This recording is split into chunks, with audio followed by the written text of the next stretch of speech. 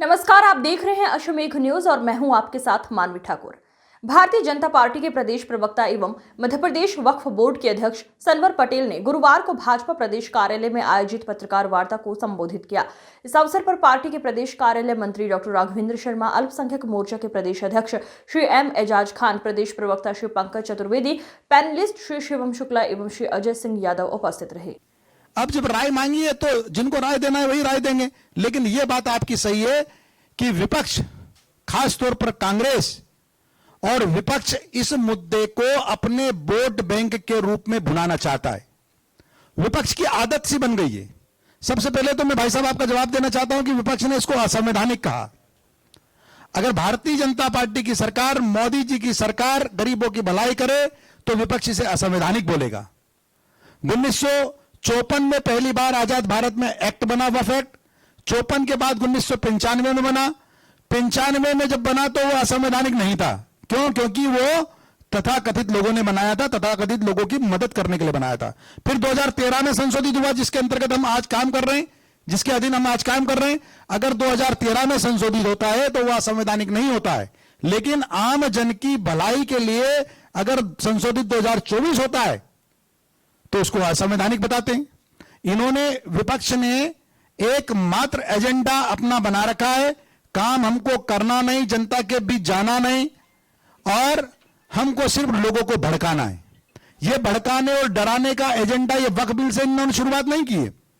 इसके पहले भी हम आपके पिछले 2-4 साल देखेंगे, चाहे धारा 370 हो, 370 में पूरे देश को डराने का काम किया, और 370 में आज परिणाम हमारे सामने, वहां निर्वाचित सरकार है, पत्थरबाजी पूरी तरह बंद है। दुनिया भर में भारत का जो मुकुट है वो चमचमा रहा है। आप देखिए, 370 के बाद ये लाए 3 तलाक। आज 3 तलाक के माध्यम से डराने का काम किया, लोगों को इकट्ठा करने का काम किया, असफल हुए। फिर ये लाए सीए एनआरसी।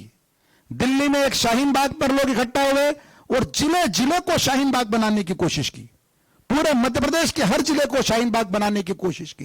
लोगों को डराया और धमकाया कि अगर सीए एनआरसी बिल लागू हो गया तो मुसलमान, आम मुसलमान इस देश में नहीं रह पाएगा, सबको देश निकाला दे दिया जाएगा और एक कैंप बना दिया जाएगा और उसमें डाल दिया जाएगा। आज 5 साल के आसपास इस बात को पूरे हो रहे हैं। 5 साल में विपक्ष के लोग 5 नाम नहीं बता सकते, एक नाम नहीं बता सकते कि सीए एनआरसी बिल के बाद कौन से मुसलमान भाई या बहन को देश से निकाला गया है। इनका हर बार झूठ तो पर्दाफाश होता ही है, आज नहीं कल होता है। तो इनके पूरे झूठ जनता के सामने है। लेकिन ये येन केन प्रकरण, जो बेचारे लोग जिनको इन्होंने आगे बढ़ने नहीं दिया, जिनको पढ़ने नहीं दिया, जिनके हाथ में पाने पेंचिस दे दिए, जिनके हाथ में गैरेज दे दिए, कमानी पत्ते की दुकान दे दी, पंचर की दुकान दे दी, अंडे की दुकान दे दी, उन लोगों को बरगला कर और ये इकट्ठा करने का काम कर रहे हैं। मेरा आपके माध्यम से ऐसे सारे लोग, उनसे भी आग्रह है, 100% लोग नहीं है, कुछ प्रतिशत लोग हैं। आपने देखा होगा कल भोपाल में और देश के अन्य हिस्सों में इस बिल का, मोदी जी का शुक्रिया, मोदी जी का धन्यवाद, और आम गरीब जरूरतमंद लोगों की चिंता के लिए, अंत्योदय के अपने मूल वाक्य को चरितार्थ करने के लिए देश के अनेक जगहों पर मुसलमानों ने मोदी जी का धन्यवाद ज्ञापित किया है। और मुझे लगता है कि इसके बाद हम लोग बेटे बेटियों को पढ़ा पाएंगे। ये चाहते हैं कि बेटे बेटी ना पढ़े तो ये बरगलाकर वोट बैंक के रूप में उनका उपयोग करते रहें। जी, बहुत अच्छा सवाल है। देखिए, ये भी मोदी जी का कारनामा है, कितना बड़ा उनका काम है कि 70 सालों में इन लोगों ने एक मुफ्त वोट प्राप्त किए, लेकिन मुसलमानों की चिंता नहीं की। आज जो आपने 14,986 संपत्ति बताई, वो 15,008 उसका एग्जैक्ट आंकड़ा है। 15,008 संपत्तियों का जेपीसी के बाद 15 बिंदुओं का पत्रक के माध्यम से उसकी जानकारी इकट्ठी करना, हर एक संपत्ति कहां से आई, उसका सोर्स क्या है, वो किस प्रकार से आई, उसका सर्वे के दौरान कलेक्टर के हस्ताक्षर है या नहीं है, संबंधित कमिश्नर के हस्ताक्षर है या नहीं है, ऐसा पूरे 15 बिंदु में से 12 बिंदु वक्फ बोर्ड से संबंधित थे। मुझे बताते हुए प्रसन्नता है, खुशी है कि मध्य प्रदेश ने पूरे 12 बिंदु मध्य प्रदेश वक्फ बोर्ड में उसको 100% करके, और हमारे यहां जो एक वामसी पोर्टल बनने वाला है इस बिल के पास होने के बाद पारदर्शिता के लिए, ट्रांसपेरेंसी के लिए, तो हमने अपने मध्य प्रदेश का वामसी मध्य प्रदेश बना लिया और उसमें पूरे 15,008 संपत्तियों को आफ्टर वेरिफिकेशन अपलोड कर दिया। अब जैसे ही भारत सरकार से हमारा वामसी बनेगा, हम इसको ऐसा का ऐसा उसमें ट्रांसफर करेंगे। 3 बिंदु जो इसमें है पटैया जी, वो 3 बिंदु राजस्व से संबंधित है। हमने लेवल 1 नाम दिया है 12 बिंदुओं को, लेवल 2 नाम दिया है उन 3 बिंदुओं को, कि राजस्व रिकॉर्ड में उन संपत्तियों की क्या स्थिति है, राजस्व रिकॉर्ड में वो संपत्तियां निजी हो चुकी है या शासकीय है या वक्फ की है, तो दूसरा उसकी चौथ क्या है, उसके पूर्व पश्चिम उत्तर दक्षिण में किन की संपत्ति है, और तीसरा उस संपत्ति का अगर खसरा नंबर सन 70, 75 या 80 में एक्स था और आफ्टर बंदोबस्त वो वाई हो गया है, तो क्या वाई इंद्राज हुआ या नहीं हुआ है।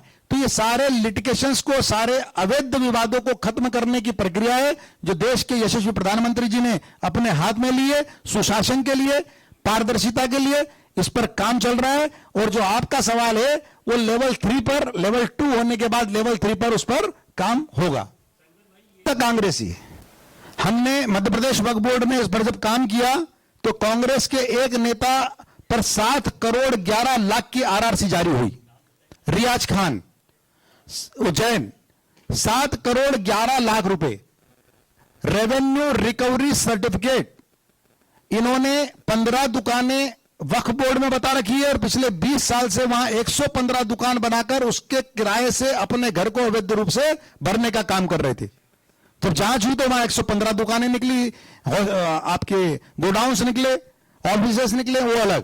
तो ऐसे ही 1 करोड़ 84 लाख रुपए की आरआरसी सागर के बीना में काजी साहब हैं, उनके ऊपर निकली, वो भी घोषित कांग्रेस के नेता हैं। इकबाल साहब, उनकी भी प्रक्रिया आरआरसी की फाइनल है, सारे लीगल जो प्रोसेस है, प्रक्रिया है, वो पूरी हो चुकी है। इकबाल खान कांग्रेस के एक नेता हैं बड़वाली चौकी पर, इंदौर पर।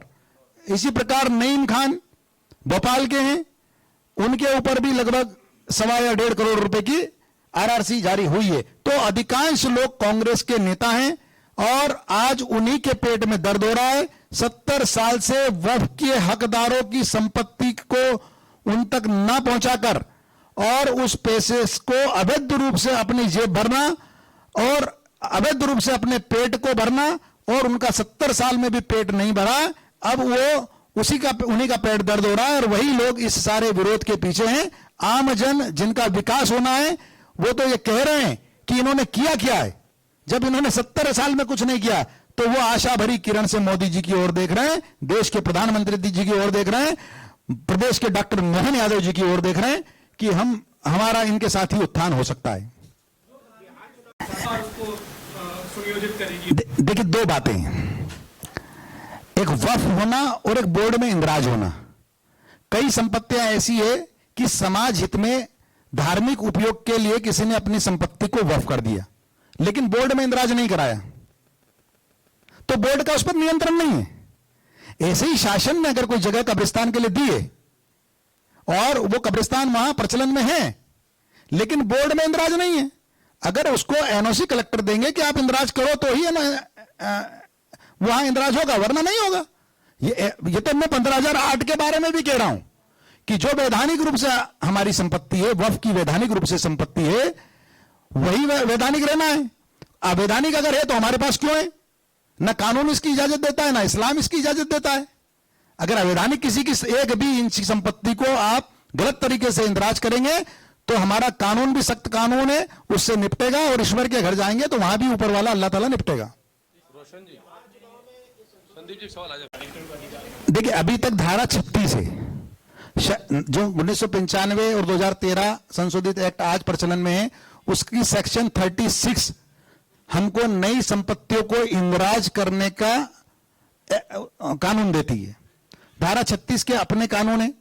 धारा 36 कहती है कि किसी ने अपनी वैधानिक संपत्ति अगर दान करना चाहता है तो उसकी जांच होगी।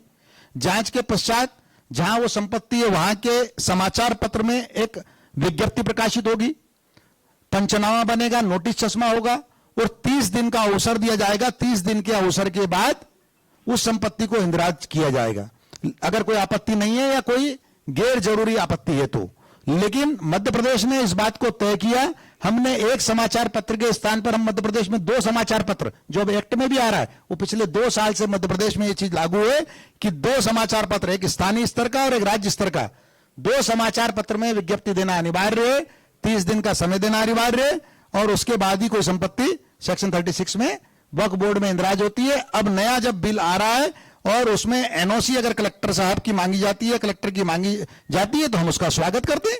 अगर किसी की वैधानिक संपत्ति है तो कलेक्टर एनओसी देंगे और अगर किसी अवैधानिक है तो नहीं देंगे।